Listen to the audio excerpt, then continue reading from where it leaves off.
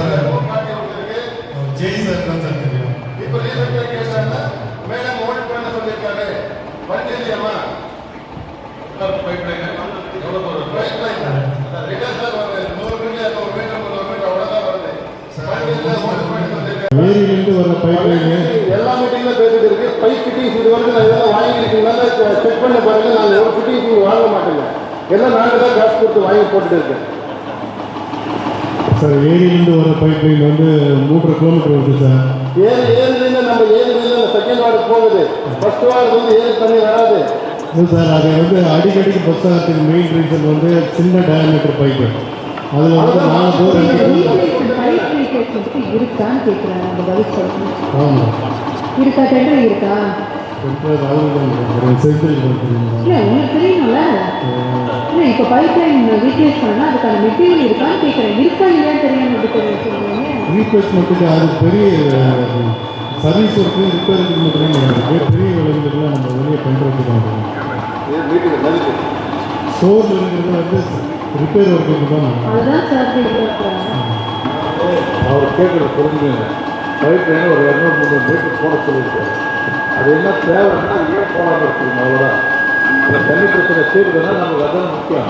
ஒரு 200-300 மீட்டரில் pipe line போட்டால் அந்த தண்ணி பிரச்சனை தீர்வுதுன்னா அது போடுறதுக்குன்னா பிரச்சனை இருக்குது. நீங்கள் என்னன்னு சொல்லி நீங்கள் பார்த்து மேடம் கிட்ட சொல்லி செய்ய ஆல்ரெடி லெட்டர் கொடுத்தாரு. எல்லா வெரிஃபிகேஷனும் பார்த்துருக்காரு. நீங்கள் பார்த்துக்கலாம் சொல்லுங்க. இல்லை ஃபிட்டிங்ஸ் பண்ணுறதுன்னு இது வரைக்கும் ஒரு ஃபிட்டிங்ஸ் வாங்கியிருக்கேன்னா கேட்டு பாருங்க. அதே மாதிரி ட்ரெயின் ஒர்க்கு ப்ரைவேட் இடத்துல நாங்கள் இடம் வாங்கி கொடுத்து நம்ம நகராட்சியில் இந்த இது போகும்போது அதே செஞ்சது வந்து 4வது மீட்டிங்கில் கூட இப்போ இதுதான் பேசிட்டு இருக்கு. ஏன் அந்த ட்ரெயின் தண்ணி தோட்டத்தோட போகுது, அவர் எல்லாம் எங்கள் இடம் விட்டுடுங்கன்னு கேட்டுட்டு இருக்காரு.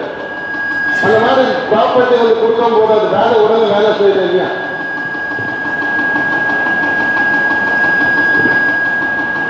எவ்வளோ சார் நான் உங்களுக்கு சொல்லியிருக்கு, லெட்டர் கொடுத்துருக்கு, இன்ஸ்பெக்ஷன் பண்ணியாச்சு. என்ன காரணம் அப்படி? ஏன்னா பாத்தாடா சாக்கடை எங்களுக்கு இல்லை. நீங்கள் என்ன பண்ணுங்க, பாத்தாடா சாக்கடை இருக்கிற இல்லாமல் இருக்கிற இடத்துல வந்து எல்லாரோட உடனே போடலாம் பண்ணலாம் சொல்லுங்க. இப்போ பாத்தாடா சாக்கடைக்கு எல்லாம் போட்டுட்டா. இப்போ நம்மளுக்கு என்ன ஒர்க் இப்போ நான் எவ்வளோ ஒர்க் பண்ணிருக்கீங்க, நானும் கொடுத்துட்டு இருக்கு. இப்போ ஏதோ ஸ்கீம் ஒர்க்கு வச்சிருக்கீங்க, ஸ்கீம் ஒர்க் வச்சிருக்கீங்க. இது இந்த முடிச்சது கூட எவ்வளோ நடக்குது தெரியாது. நம்ம பார்த்தா இப்போ எழுத பார்த்தா வந்து ஒரே செக்ஷனில் போட்டு விடுங்க. பேசுகிற எதுக்கு இது கொண்டு வரீங்க அப்படின்னா இல்லை இப்போ அன்பு வாழ்க்கை வந்து பாதர சாக்கடை கிட்ட வரும். பாதர சாக்கடை கிட்ட ஒரே எல்லாரும் ஒரே பேசுறது ஒரே பேசுறோம் கொண்டு வந்திருக்கீங்க. பேஸ் வந்து எங்களுக்கு ஒரு இன்ச் கூட பாதாள சாக்கடை இல்லை. சின்ன சின்ன ஒர்க் இருக்கிற முடிக்கல இல்லை, பெரிய ஒர்க் சின்ன சின்ன ஜென்ரல் ஃபண்ட் அந்த ஒர்க் கொடுத்து முடிக்கல இல்லை. ஜென்ரல் ஃபண்டில் தான் ஒர்க் எடுத்துக்கணும். ஜென்ரல் ஃபண்டில் வார்டில் இது வரைக்கும் எவ்வளோ ஒர்க் எடுத்துருக்குன்னு பாருங்க. ஒரு வார்டில் எவ்வளோ ஒர்க்கு நம்ம கொடுக்க முடியும் நம்மக்கிட்ட. அதாவது வந்து இந்த இயர்ன்றதுனால டேக்ஸ் கலெக்ஷன் இல்லை, ஃபண்ட்ஸ் இல்லை. இதுதான் உண்மை. நாம் படிப்படியாக பண்ணுறோம். இப்போ அடுத்தது இல்லை சார், ஜென்ரல் அந்த ட்ரெயின் ஒர்க்கில் எவ்வளோ மீட்டிங்கில் சொல்லிட்டு இருக்கு. அந்த ஃபேனல் போர்டு பாக்ஸ் எல்லாமே எஸ்டிமேட் போட்டு வச்சிருக்கு. இந்த ஃபண்ட்ஸ் இந்த மாதம் வந்தோன்னா அடுத்த மாதம் கண்டிப்பாக ஃபேனல் போர்டு பாக்ஸ் அந்த ஆளுக்கு அடிப்பட்ட ஆளுக்கு எவ்வளோ நாள் ஆச்சு அந்த பாக்ஸ் இது வரைக்கும் வீல் கேரியர் டைரக்ட் அப்படியே இருக்கு. ஆளு அடிப்பட்ட ஆளுக்கு நீங்கள் இல்லைன்னா நீங்கள் வேறு எங்கேயும் இடம் மாற்றிட்டு போங்க. அந்த பேனல் போர்டு மாற்றணும்னு சொல்லி ஒருத்தருக்கு அடிப்பட்டுன்னு சொல்லி ஏமாற சொல்லி நீங்கள் பார்க்கணும்ல, அதெல்லாம் பண்ணலண்ணா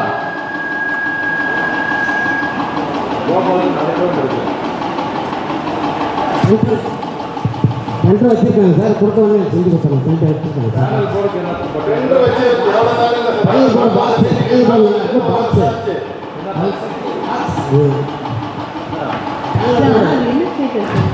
என்ன பாக்ஸ் வந்து இப்போ கிணத்து வச்சுருக்காங்க. வந்து இப்போ எடுத்து வந்து செஞ்சு கொடுத்தாங்க.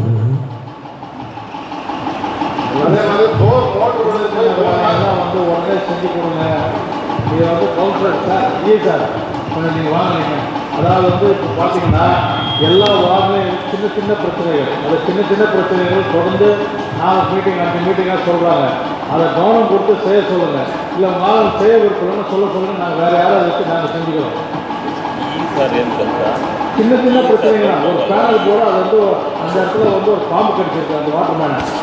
அந்த இடத்துல அந்த பேனல் போட வைக்க சொல்லி மாத கணக்கில் சொல்லியிருந்தது. அது கூட செய்யணும். அப்புறம் என்ன சொல்லுங்கள்? அதே மாதிரி மோட்ரு விழுந்து போய் 3 மாதம் ஆச்சு. மோட்ரு எடுக்க முடியாமல் விட்டார். அதுக்கு வேறே மோட்ரு நம்ம இறக்கி இப்போ 3 மாதம் இருந்தால் தண்ணி பற்றாக்குறை இருக்கிறதுனால தான் தண்ணிக்கு பாதிப்பு அதிகமாக இருக்குது. சாருக்கிட்டே கூட சொல்லிட்டு போனேன். உடனே அவர் சொன்னார், இன்னும் இது வரைக்கும் அந்த நடவடிக்கை இல்லை. அதே மாதிரி 3 மாதம் 4 மாதத்துக்கு மேலே இருக்குது. ஒரு போர் சாங்ஷன் பண்ணுங்க. அது இன்னும் இது வரைக்கும் போடலை. நேற்று ஒரு டெண்டர் பார்த்து முடிஞ்சிருக்கு. அதில் எல்லாம் வந்திருக்கோம் நினைக்கிறேன். செக் பண்ணுறேன். நேற்று டெண்டர் ஏன்னா நீங்கள் ஒரு வாட்டி ஃபோன் பண்ணுங்க. அவர் ஃபோன் எடுக்கலை. இந்த நேரத்தில் போர் போடணும், இந்த நேரத்தில் போர் போட எதுக்கு அந்த மாதிரி ஆளுக்கு கான்ட்ராக்ட் கொடுக்குறது நம்ம இதில் அப்படின்னா.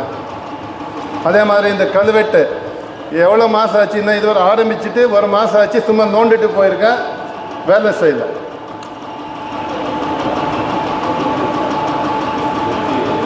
அந்த பேக்கேஜ் ஒர்க் இந்த மாதிரி கொடுத்து விட்டு 6 மாதம் ஆயிருக்குது அவருக்கு. எதுக்கு இந்த மாதிரி ஆளுகெல்லாம் நம்ம வேலை கொடுக்கணுமே?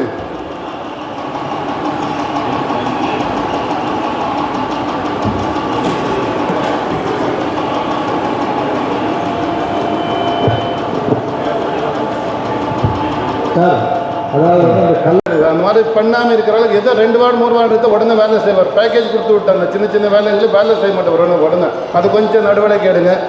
அதே மாதிரி ஓவர் ஹெட் டேங்க் ரீஎஸ்டிமேட் என்னாச்சு? 1 வருஷத்துக்கு வேலை நின்று போயிருக்கு. ஓவர் டேங்க் ரீஎஸ்டிமேட் 1 மட்டும் தான் போட்டிருந்தாங்க. அந்த 34வது வரணும் போட சொல்லி 2 பேர் ரீஎஸ்டிமேட் போட சொல்லி அது கவர்மெண்ட் தான் சொல்லுச்சு. அதே மாதிரி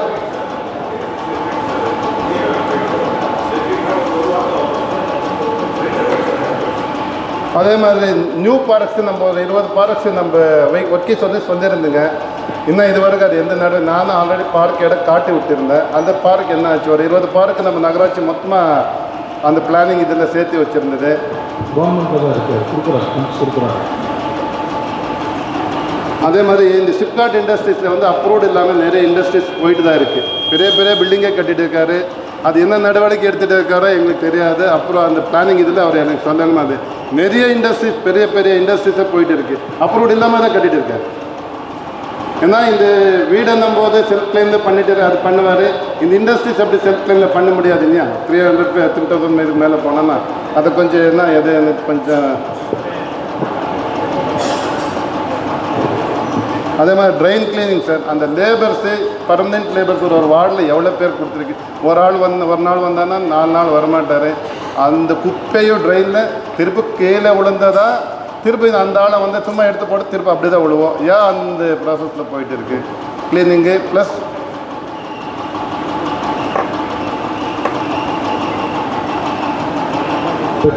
புதுசாக ஒரு வார்டுக்கு இன்னும் 2-3 பேர் கொடுக்குறாரு. அந்த எடுத்து போட்டு இருக்கிறது மம்டியில் வார முடியாது. திருப்பி கடப்பாரில் குத்தி எடுக்கணும். அந்த மாதிரி இது இருக்குது. சில இடத்துல எடுத்து போட்டு இருக்கிறது.